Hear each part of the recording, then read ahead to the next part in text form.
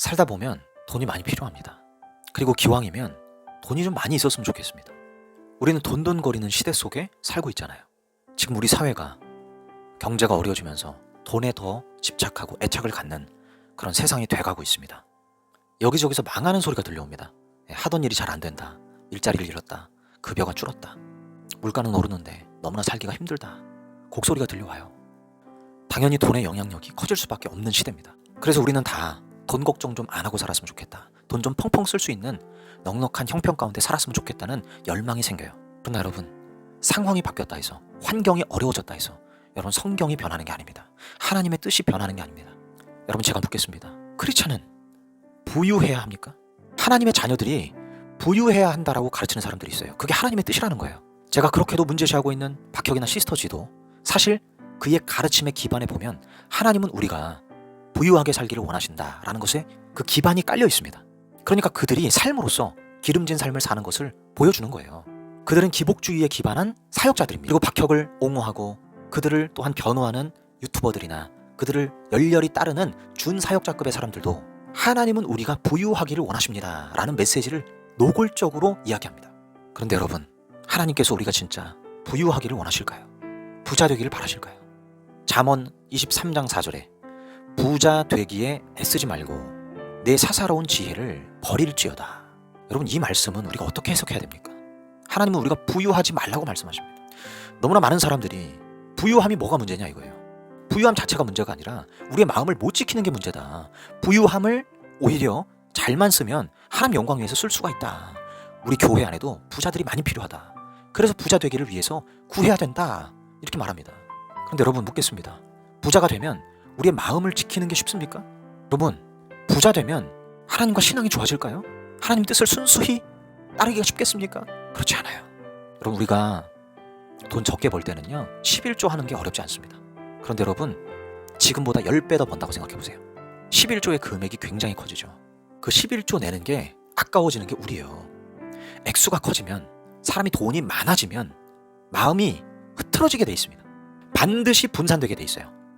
왜냐하면 돈이 많아지면 그 부유함이 주는 특권, 특혜를 우리가 맛보게 되기 때문이에요. 이건 부자들만 누리는 특혜입니다. 그 돈이 주는 힘이 굉장하거든요. 받는 대우가 굉장하거든요. 내 인생을 분명히 바꿔주거든요.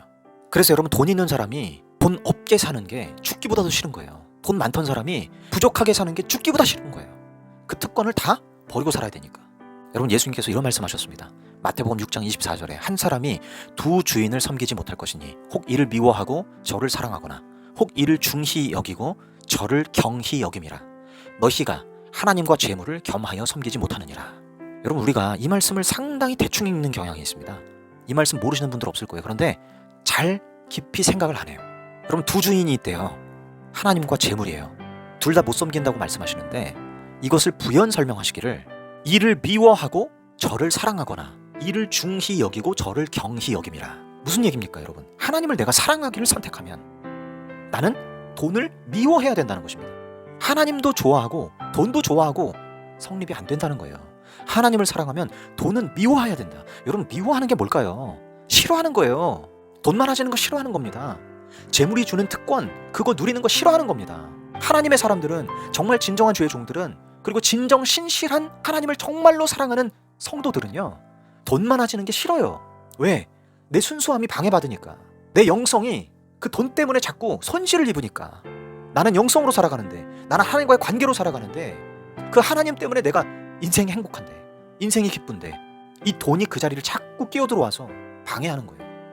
그래서 마음이 자꾸 분산되게 만들어요. 그래서 정말 진정한 하나님의 사람들은요, 성령의 사람들은요, 돈을 미워하게 돼요. 저건 나한테 중요한 게 아니에요. 저게 나를, 내 인생을 진정 참되게 만들지를 못해. 저거 내가 붙잡아 봤는데 저거 소망 없어. 이렇게 된다고요. 그래서 삭개오가, 그 돈 많던 삭개오가 예수님 만나고 자기 돈을 다 버린 것입니다. 가난한 자들에게 돈을 일부를 주겠다. 그리고 자기가 부당 착취한 것들은 다 몇 배로 돌려주겠다. 여러분, 그거는요 자기 재산 파산하는 거예요. 세리장 정도 됐으면요, 여러분, 부당 착취는 생활화된 사람입니다. 그 부당 착취한 것들이 너무나 많이 떠올라서 그것들에 대해서 전부 다 몇 배로 갚겠다라고 선언한 거예요. 삭개오가 돈을 의지하고 살아봤더니 결국엔 회의감이 온 거예요. 아, 이게 나를 만족시켜주지 않는구나. 아, 이게 나에게 중요한 게 아니었구나. 하고 예수님 만나고 구원받는 역사가 일어났던 겁니다.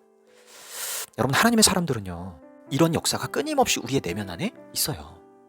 그래서 일정량 돈을 많이 가지려고 하지를 않아요. 돈이 많아지면 방해가 돼요. 방해가 돼요. 그래서 돈을 미워하고 돈을 가볍게 여기는 일이 일어납니다. 하나님을 사랑하기 때문에. 그런데 우리는요, 하나님을 사랑한다고 말하지만 정작 돈을 사랑합니다. 하나님을 1순위에 두고 돈을 2순위에 두는 거예요. 아주 절묘하게 하나님보다는 더 사랑하지 않는 선에 2순위로 두는 것입니다. 그리고는 뭐가 문제냐 이렇게 말하는 거예요.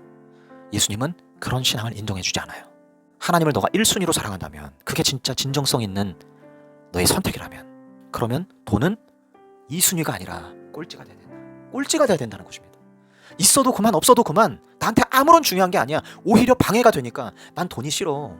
돈이 주는 특혜 받고 싶지 않아. 좋은 차, 좋은 집, 명품 이딴 거 필요 없어. 난 하나님과의 영성이 중요해. 난 거기에 목숨 걸고 살고 싶어.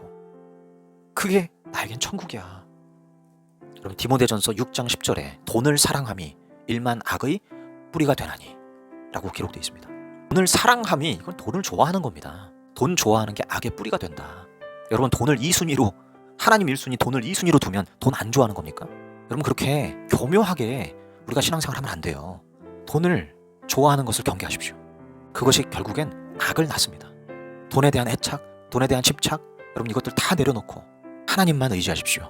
히브리서 13장 5절에 돈을 사랑하지 말고 있는 바를 족한 줄로 알라. 그가 친히 말씀하시기를 내가 결코 너희를 버리지 아니하고 너희를 떠나지 아니하리라 하셨느니라 말씀합니다. 여러분, 돈돈거리는 시대, 정말 돈이 부족한 시대 속에 앞으로 더 심해지면 심해졌지 이 불황이 금방 꺼지지 않을 것입니다.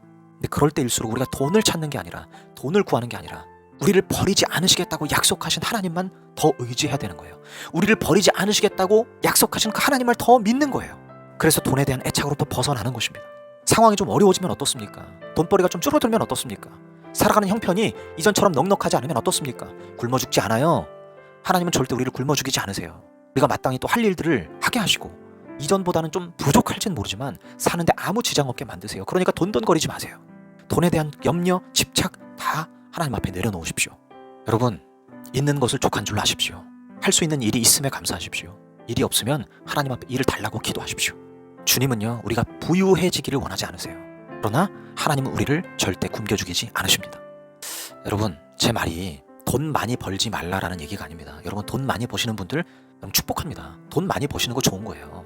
많이 벌 수 있으면 많이 벌어야죠. 그 사람의 재능이 좋아서 돈 많이 들어온다면, 여기저기서 스카우트 해가고 여기저기서 불러주는 사람이 많아서 돈이 많이 벌린다라고 한다면 그게 얼마나 감사한 일입니까? 문제는 쌓아두지 마셔야 된다는 거예요. 돈을 쌓아두는 부자가 되려고 하지 마셔야 돼요. 부유해지는 게 하나님의 뜻이 아닙니다. 많이 버는 사람은 많이 번 만큼 많이 흘려보내서 내 수중에 돈이 많아지는 것을 경계하셔야 돼요. 돈이 많은 부자가 되는 것도 하나님 뜻이 아니고, 가난하게 사는 것도 하나님 뜻이 아닙니다. 적당선에서 만족할 줄 알고, 감사할 줄 알고, 경제적으로 좀 어려워졌다 해서 두려워하는 것이 아니라 하나님께 맡기고 있는 것으로 족한 줄로 하며 감사하며 사는 삶, 그리고 내가 생각한 것보다 더 많은 돈이 들어온다면 그것들을 끊임없이 흘려보낼 수 있는 삶, 여러분, 그게 성경적인 삶이에요. 그럼 이런 삶을 사실 수 있기를 진심으로 축복합니다. 진심으로 축복합니다.